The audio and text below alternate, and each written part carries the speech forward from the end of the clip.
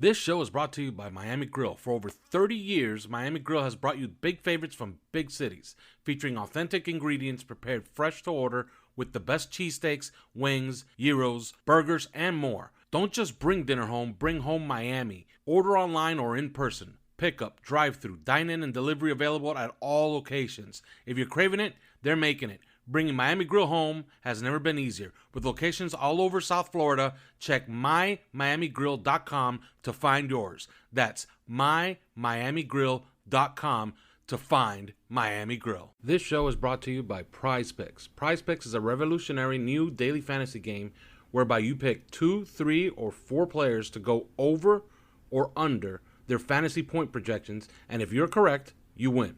Pick 2 or more players from the same sport or league, or go cross leagues for your parlay. Use the promo code 5, that's FIVE, 5, and receive a 100% instant deposit match up to $100. But first, sign up at prizepicks.com to start winning today.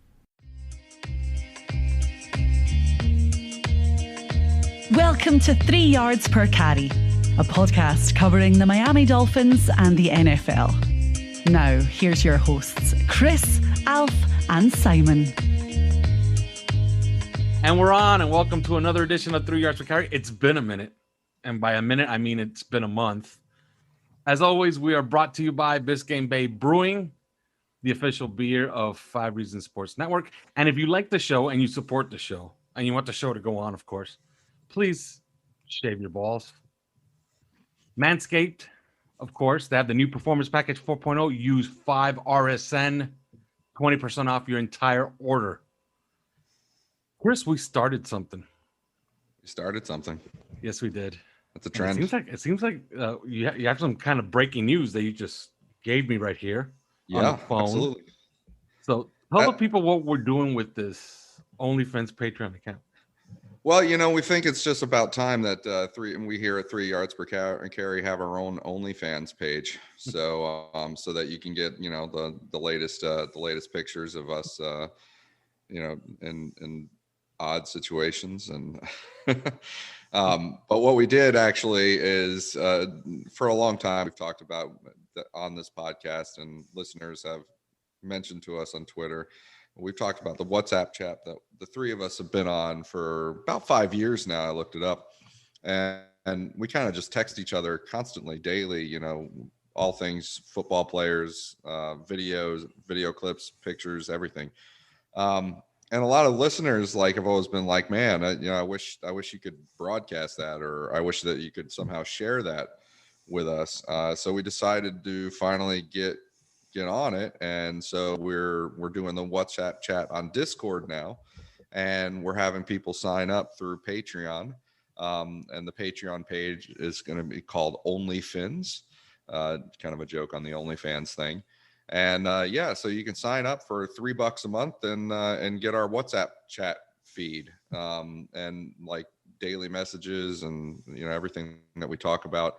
But also this was really exciting. Because one of our subscribers was like, hey, why don't you do a chat room or a channel where the subscribers could talk to each other? And I sort of realized, okay, we got a lot of these people that are pretty hardcore football people, right? I mean, you don't sign up with us unless you're pretty hardcore football people. Well, they might really get something out of talking to each other. So we started that, and now of course all the gears are turning. We're thinking of giveaways and things to do for we're already getting neck deep in the whole Patreon thing. So I think that it's really cool. It's $3 a month, the OnlyFins on Patreon, and we just before hitting the record button reached 100 subscribers. So which is awesome. Yep. Yeah, if you want to get on there, you got to go to patreon.com/onlyfins, ONLYFINS. Now you heard Chris. Guess who's also here? Simon, it's been a month. How are you, friend? Good, thanks. I'm glad for the time off, frankly. But no, all good. Hope you boys are well too. Yeah. Well, it's. I mean, I know you well because I speak to you every single day, so I don't even know why we're doing this. So, we all know each other as well. So, Yeah. Yes, but we haven't heard each other's voices for a month. Uh, England's doing well. They're in the quarterfinal. Your football teams or your soccer teams, how football, they say it just in just here, football. Just say it. Football. It's really football. easy. Okay, your football teams seem There to you do a go. lot of winning, Simon. Does that ever get old? Does it become old hat? Do you just like wake up, that's another, I mean, another quarterfinal in the UEFA, so never. never it never gets old, right? No, winning never gets old. Well, we're going to talk a lot about winning on this show, and unfortunately, Is this a different podcast? Then we change teams. This is still 3 yards per carry, not 6 yards per carry. yeah, but we're going to talk a little bit about winning on this show, and we're going to start somewhere where it could lead to not winning, okay? Because the last time we spoke, we speculated, but then it became official, and Xavien Howard didn't show up for minicamp, or how they like to call it, mandatory OTAs. Mm-hmm. He didn't show up, and nobody really knows what he wants, but we know the particulars of his contract and what it kind of prohibits him from doing, which is he really can't sit out the season unless he really hates money. If he really wants to make a stand, he could just keep paying back the Dolphins somewhere around $800,000 a game for this season. I don't think he's going to do that, but there's something definitely going on there. It's not, I wouldn't say all is well and we should expect them for camp. Simon, what do you make of this? I mean, I don't really care, if I'm completely honest. I mean, he's going to show up and play, or he's going to get traded. And if he gets traded, I mean, it wouldn't surprise me if the Dolphins entered into a deal with him where they said, look, you signed this contract. We didn't. You signed it. You signed it 2 years ago. If you don't like it, tough shit. There's still 3 more years to go. If you didn't like it, you shouldn't have signed it, And I think they'll probably enter into some deal where they say, look, we're not going to pay you anymore because we've paid you a shitload of money anyway. But if you really want out, then play this season and we'll trade you to, and you can pick the team that you end up going to pretty much after the season. I don't think there's any scenario where he sits out. It benefits nobody. And it makes him look like a malignant. And so, I think he needs to play. As good a player as he is, he's still got question marks with those knees and the injuries and, So, and also he needs to back up a really good season because he's really not done that in the past. He's not had back-to-back brilliant seasons. He's had a great season, then he struggled with injury. He's had another great season. Well, what's it going to be this year? And it's not a particularly good pattern if he has, if that inconsistency reigns where he either doesn't play or he's not ready to play. And ultimately that lowers his trade value. And that lowers the number of people that are going to be interested in him. Especially if, the Dolphins start disseminating information that all those knees, not what they used to be, which, they'd be quite within their rights to do. So I think ultimately he plays. Whether or not he's a Miami Dolphin in 3 seasons' time, it's probably very unlikely. And it wouldn't surprise me if the Dolphins try to get back in the first round with an extra pick in a really strong cornerback draft next year, depending on what happens with Noah Igbenogany. Good. Yeah, I think that he's going to play. And so I disagree with Simon in one sense is that, I do care because he was the best defensive player on the field last year. Those turnovers were a big reason why they won. That's one of the reasons we kind of fear the turnover regression that happens because I think the Dolphins forced a turnover in every single game last year. And he was a big part of the reason why that happened. So, he's a big deal for this team. So, of course, you care whether he's going to play. I just think from the start, the sense that I've always gotten, both from him and the Miami Dolphins, is that they're both very half-hearted about this. He's not, really forcing the issue like other players have in the past. The sort of players that actually do force themselves out of the organization. He's not been doing that. And at the same time, the language and the way the Dolphins have treated it has not been like, if I think of like hard ass Jerry Jones being like, shut up and play, and And never in a million years are we going to redo this. Like he would take a hard stand, and the Dolphins have not. They've gone in public and they've said, well, they've acknowledged this is a unique situation, and all these things. So I think that ultimately it's just going to get resolved, and it could be with finding some extra guaranteed money somewhere, or doing something ornamental, just to make him feel like he got a win, or maybe it does result in him asking for a trade. I think asking for a trade is really the worst case scenario, and I think he might do that. But even asking for a trade is like, okay, well, what if one doesn't materialize? Well, then he plays, and that's what's going to happen. So, I'm not worried about it too much, because I know that they won't trade him. Chris Greer is going to trade him unless he gets like a nice haul, right? Mm-hmm. We know this about him as a trader by now, right? So if we do trade him, then I know that we got a haul for it. So that's kind of a good thing. If we don't trade, but otherwise, I don't think he's not playing this year. He's going to play, so I'm not too worried. Well, that's the situation as of right now. But Simon, what do you think is going to happen? I think he'll play. Okay. That's it. I think he'll play. Yeah, I think I'm with you as well. I think that he'll play this season, maybe even disgruntled. And unfortunately, I think they're going to have to get 75 cents on the dollar. Unless, of course, he repeats it. He goes out there and he gets 10 more picks. Then who knows? Maybe the Dolphins do get that haul. Maybe they get a frontline player and a first-round pick, which is ideally what you kind of want, especially for a guy that's that expensive. Like, you're going to have to take something back, right? Like, there's not many teams that could just throw a $20 million cornerback onto their books. Mm-hmm. Chris, do you have an idea of how that could work? No, but I mean, I do have to say this. I'm usually on the side of the player in this situation, getting paid more. I think the NFL maintains a lot of leverage over the players, and I think that they have to do what they can when they can. So in that sense, like, this is opportunistic. He's coming off a ridiculous year. He's still young right now. He's coming off a healthy year. He needs to strike while this iron is hot. And that's what he's doing. So I understand that from the business sense, but from the Dolphins sense, like, I don't come out ultimately on his side on this. I think that we're only 1 year into that extension. And at the time that he signed the extension, it was not only the highest paid corner contract in the league, it was the highest defensive contract in all of the league. You think about all the defensive players that were active at that point.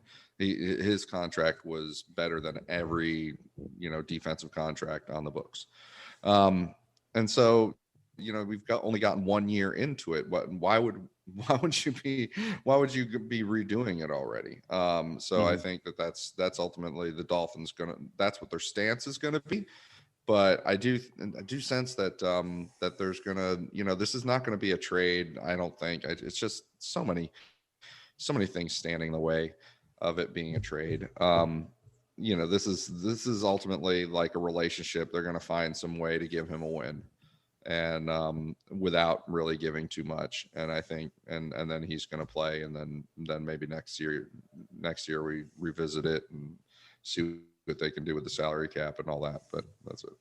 Yeah, as far as some particulars, he fired his agent in February, which is Demarius Bilbo. A lot of people think that Bilbo and the Dolphins have like an antagonistic relationship. I'm told that that's not the case.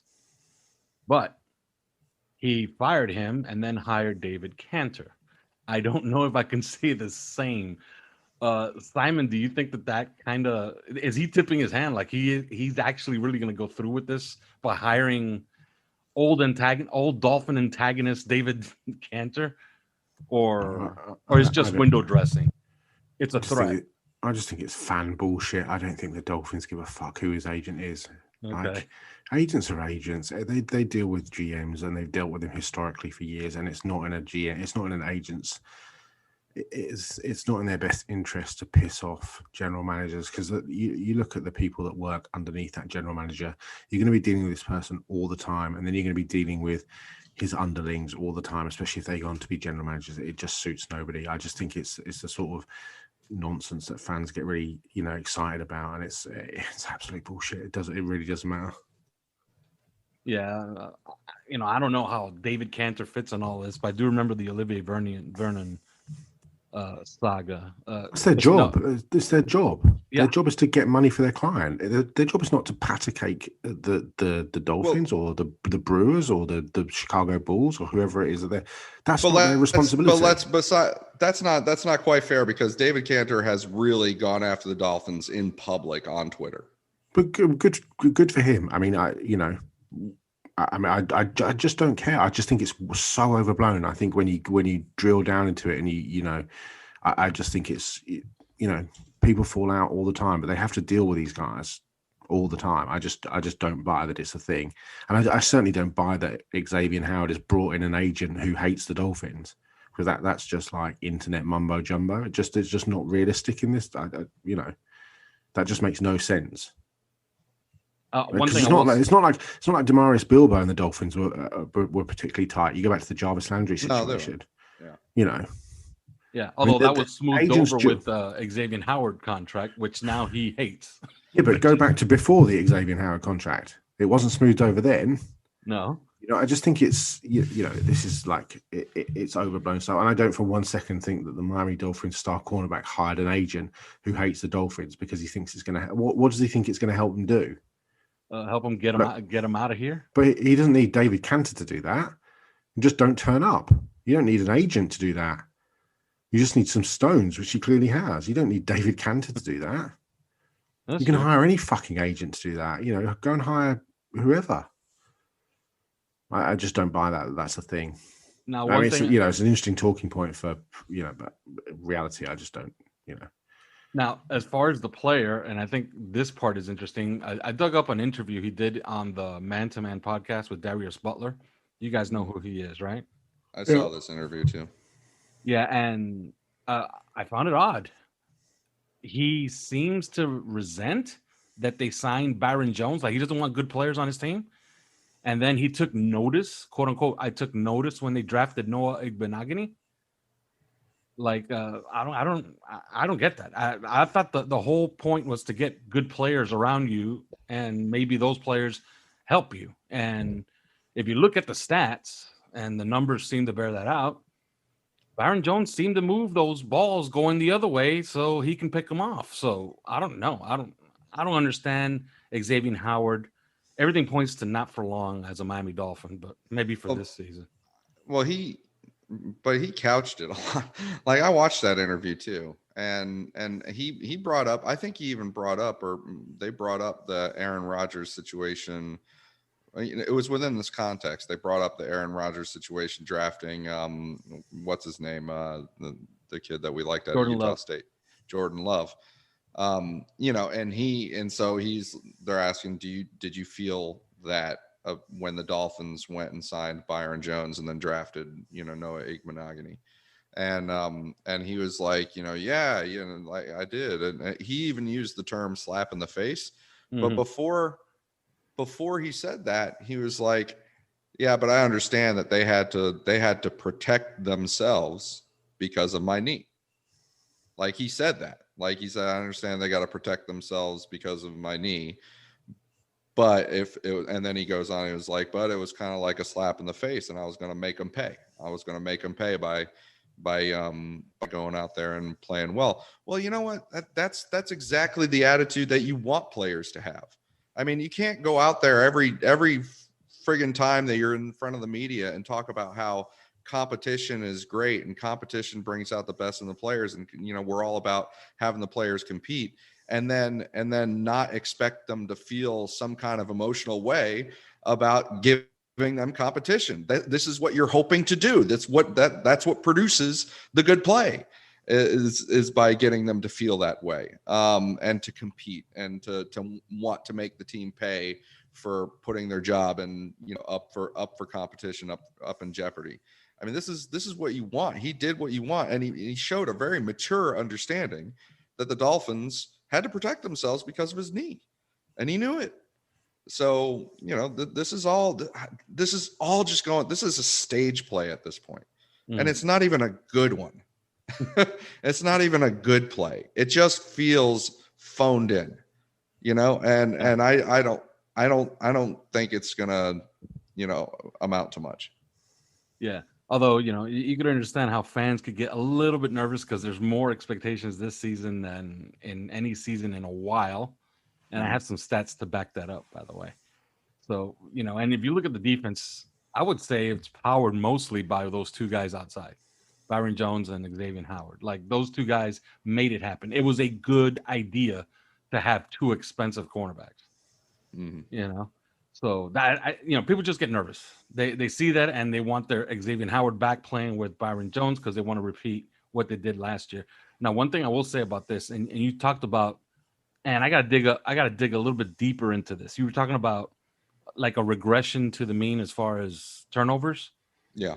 For whatever reason, you can find them throughout NFL history. Several, coaches have good turnover ratios, plus minus, right? But as far as creating turnovers, only Lovie Smith and his Bears, that seemed to be a feature of all his defenses. So we got to figure out why that is, because it hasn't shown up much since. Maybe that's just, and it's an anomaly. Maybe it's just him. Maybe it's just Lovie Smith and his defense has created turnovers. But that's going to be something that they're definitely going to need. Well, I think they're a more talented defense.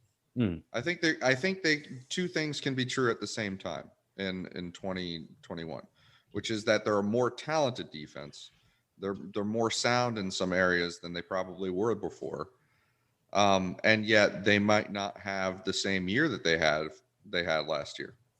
I mean, it's just both things can be true. And that's kind of where I'm leaning, what I'm expecting.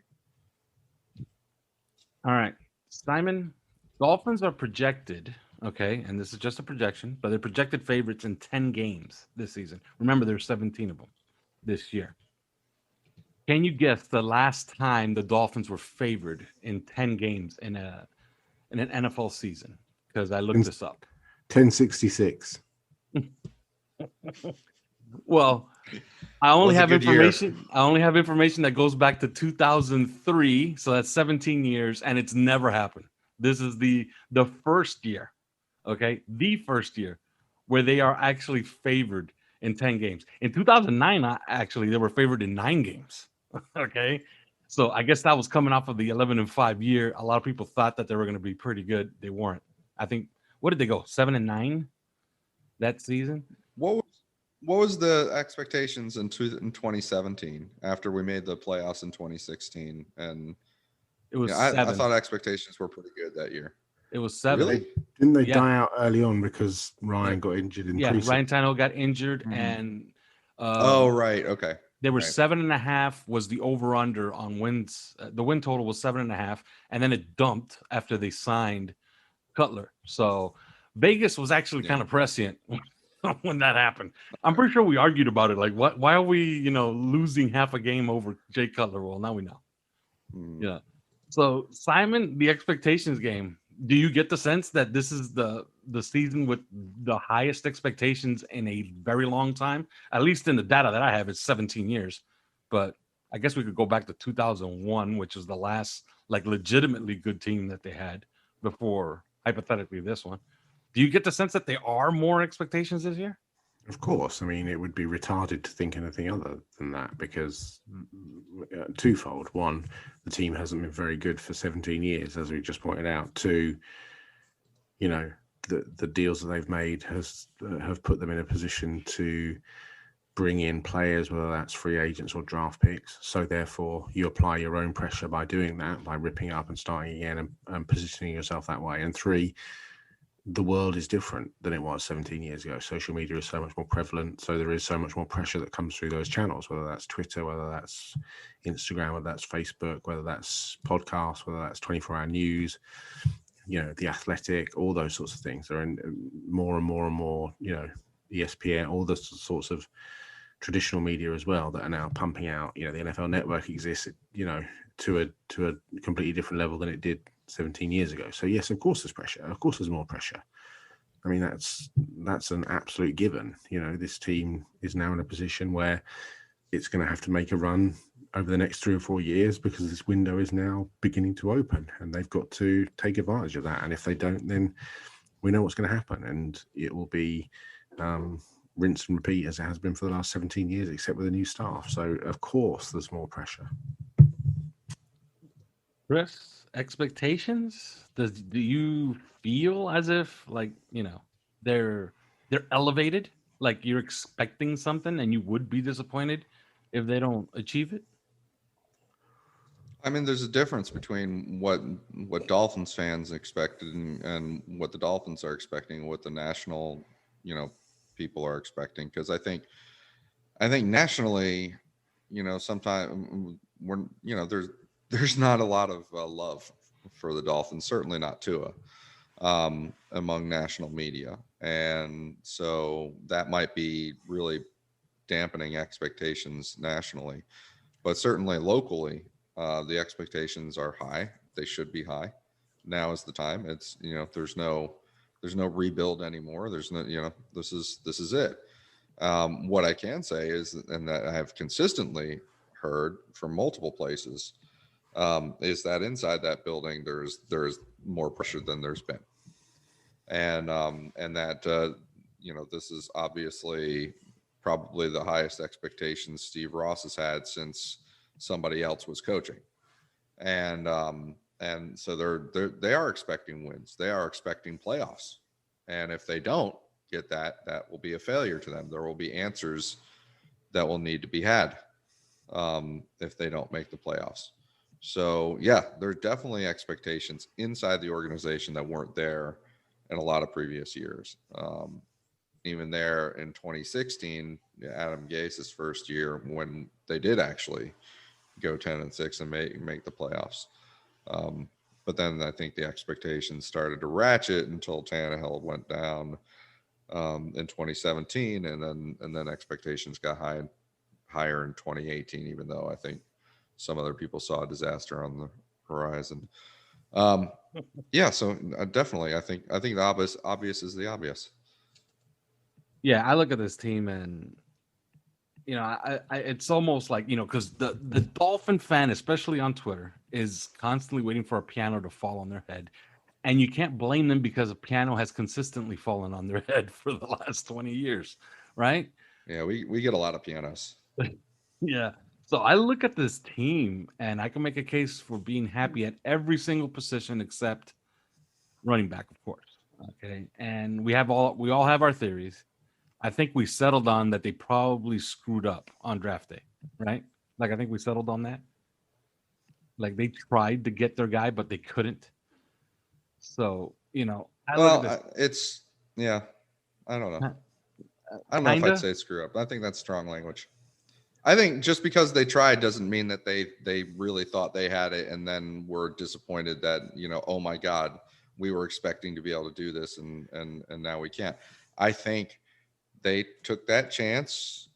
They knew what they were doing. They knew what they were going to try to do. They tried to do it knowing that it might not work. And it's possible that they gambled and lost. No, it's possible that if they really wanted it, they would have done it. They had the power to do it, and they didn't deem it necessary. And that's ultimately they could have upped the offer. Exactly, and they had the weaponry to do it with, and they didn't. And that tells you all you need to know. Because if they really desperately wanted it, they would have done it regardless. Because no team has as much capital as they do, and they didn't. So that tells you everything. Yeah, because if you got to think, some teams have different boards than what most people are used to. Like, most people look at the draft and think, okay, at running back, a team has 25 guys that they're willing to draft. It usually doesn't work that way. Sometimes a team has 3 or 2 guys that they're willing to draft at a position. And who knows if at running back, they took Jared Dokes in the 7th round because it was an opportunity. Somebody piped up, and we already said that, maybe they have the interns make the picks past the 4th round. But it's entirely possible that they had Najee Harris and Travis Etienne. Both are gone, and they went back to back, if I'm correct. And then they said, you know what, to hell with it. And that's it. We're done. We're out of the running back business, at least for this draft. So, Yeah. we'll They were never not. know. They were not feeling urgent. They were not feeling urgent about Javonte Williams. I know that. It didn't seem that way. Yeah. So, And because again, as Simon's point is the point. If they were, it would have happened. yeah. They They had had the no ammunition shortage. to do it. It wasn't like Yeah. they had one pick in each round. No, they had several. So I guess we could close here. Simon, what are the strengths? Because next week we start breaking down the entire roster leading up into training camp, which starts in July 27th, which I will be at. So, Simon, what are the strengths and what are the weaknesses on this team as you see it as of right now? I mean, they're the same that they were when we did it 4 weeks ago. I mean, the strengths is. I mean, it's impossible to say right now because nothing's happened. You can't define what strengths. You could say quarterback is a strength. You could say receiver is a strength. It looks a strength, but if somebody gets injured, I mean, it wouldn't surprise me if a couple of guys got traded. I can't see Jakeem Grant. I potentially can't see Preston Williams making the team. They might trade Parker. Tight end looks a strength. Offensive line has work to do. Quarterback has work to do. Defensive line, yeah, okay. Linebacker, there's an issue with regards how it's going to work without your man whose name has completely escaped me because it's half midnight. Who's gone back to New England? Carl Van Noy. Secondary looks a strength, but obviously, it's up in the air with Howard. So, I'd say the biggest strength is the kicker. That's he's the best player on the team, pretty much. Yeah, I think that they're, at least from what I got from OTAs, they're sleeker. Like, you could tell that there was a talent infusion on this team, especially on the offensive end. Like, there is talent on this team. Waddle and Fuller alone give this team a pretty strong look on the skill position side. And of course, Hunter Long, we've talked about him. He's only been running around in his underwear. So, everybody has to relax a little bit, but he has fans. Hunter Long has fans. And Gesicki also looks sleeker and faster, bigger, stronger. He also looked different than he did last year. He looked thinner last year. So I think these guys have had more of an off season, right? I mean, so we're sort of we should expect that. They are, because they've had that full off season. I think that they're going to come in better shape and looking good. But I think you said it with the pass catchers. I'm stupefied with the pass catchers. The makeover that they gave that unit this year or this offseason. Normally you get a Will Fuller, and if you've actually watched his all 22 and tracked how he played this last year, he was really, really good. One of the very top wide receivers in the league, in my opinion. Yeah. When he played, people compare it to the Mike Wallace thing, and I think he's a better player than Mike Wallace was when Mike Wallace came to the Dolphins. You get that, just that guy just totally transfigures your position, right? From top to bottom, shoves everybody down a rung. Suddenly your number 2 last year is now your number 3, and so on and so forth. To get him, and then the 6th overall pick, Jalen Waddle, a guy that other teams also felt was an elite player, elite level wide receiver prospect. In one offseason, that's just monstrous. I mean, we've never seen that in our entire history watching the Miami Dolphins. Certainly not at that position anyway. And, the last time I could remember an overhaul like that was when Shula decided, you know what, that's enough with the Marx brothers. They're up in age, and they went and they got Irving Fryer and Mark Ingram in one off season and drafted OJ McDuffie. Yeah, it's that type of makeover. Yeah, I mean it's that type of makeover. Probably even better, more impactful, in my opinion. And so I think strap in, because we're talking about Tua all the time, and the tight end position obviously as well. You mentioned Hunter Long. They've still got good tight ends from last year. They've got Mike Gesicki, who is being recognized by the best tight ends in the league as one of the best tight ends in the league. So kudos to him. He was teaching drills at Kelsey's camp. Was he? Yes. Well, I mean, that's the respect. I mean, Kelsey made him a coach at his camp. The best tight ends in the league are like out there watching the tight ends and being like, yeah, Mike Gesicki's top 5. You know, he's I think that means something. So you add him in with the pass catchers.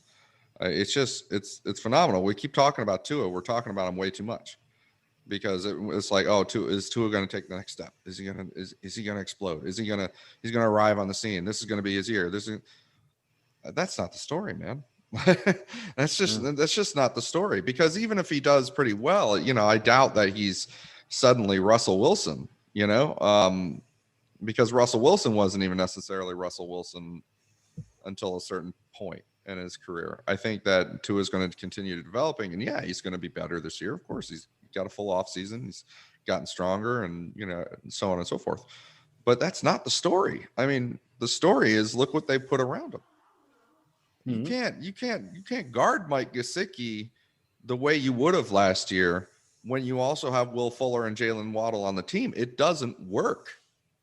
You know, the X's and O's don't. There's not a way to draw that up and defend Mike Gesicki the same way.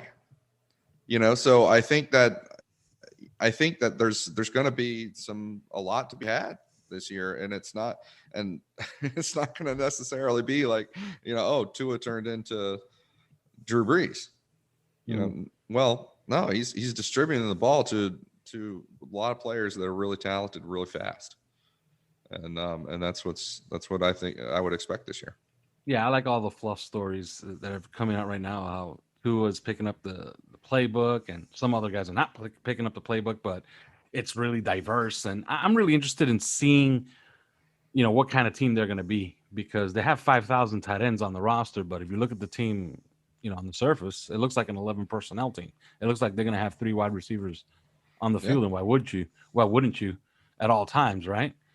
Absolutely. So, you know, well, next week we will start breaking down some of these camp battles, and there are going to be some interesting ones. If you start digging into the team, especially on defense, like, they could go a bunch of different ways as far as who gets to play in which personnel sets. We'll start breaking that down starting next week. That's it. There is no more. This was our return. You get us for the next 8 months, people. So enjoy the first one. One thing, we're up just while we were recording this, we got up to 106. We went from 100 to 106. One time I looked at it and it said 102. So in other words, if we stay on the air for like the next 2-3 weeks straight, yeah, why don't we just? I might be able to get my beach house in the Keys, huh? We're just gonna marathon this and have you all keep signing up. All right, that's it. There is no more.